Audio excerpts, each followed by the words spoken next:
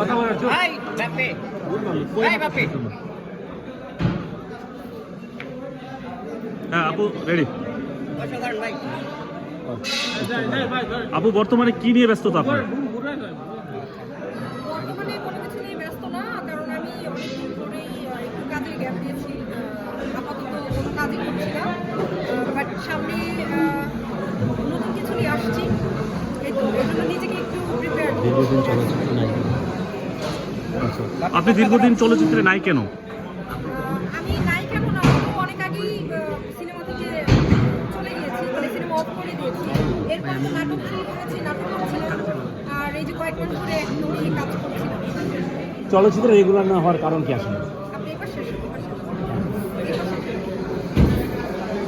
এখানে এইভাবেই করছি। মমিতা মৌ, চলচ্চিত্রে রেগুলার না হওয়ার কারণ কি?